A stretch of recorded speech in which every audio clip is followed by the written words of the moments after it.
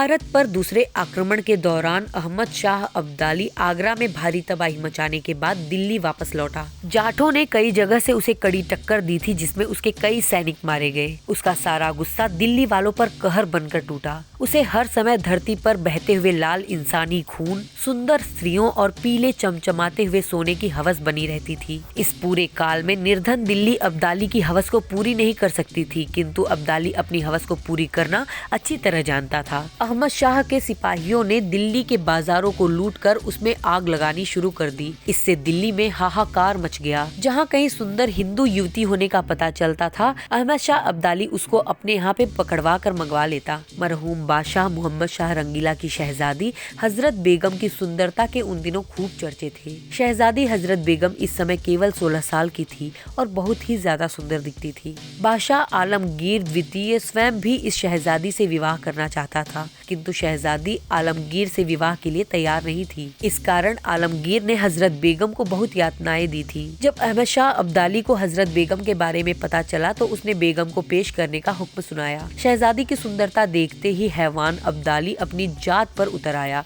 और उसे घसीटता हुआ एक कोने में ले गया। भरे मुगल दरबार में सैकड़ों लोगों की मौजूदगी में अब्दाली ने शहजादी की इज्जत को तार तार कर डाला। जब इस शहजादी को अब्दाली की काम वासना पर बलिदान होना पड़ा तो शहजादी घृणा और क्रोध से चीखती चिल्लाती रही, किंतु कोई कुछ न कर सका। शहजादी बहुत कम आयु की थी, जबकि अहमद शाह अब्दाली 45 साल का प्रौढ़ था। पुस्तक तारीखे आलमगीर सानी में लिखा है कि अहमद शाह अब्दाली के दोनों कान सड़े हुए थे और उसकी नाक पर कोढ़ टपकता था। इस घटना के बाद शहजादी ने आत्महत्या कर ली। भारत को पूरी तरह से लूटकर वापस अफगानिस्तान जाते समय अब्दाली ने शाही परिवार की समस्त युवतियों एवं शाही महल के 400 दासियों को भी अपने साथ ले लिया, जिसमें मरहूम मोहम्मद रंगीला की कई बेगमें भी शामिल थी।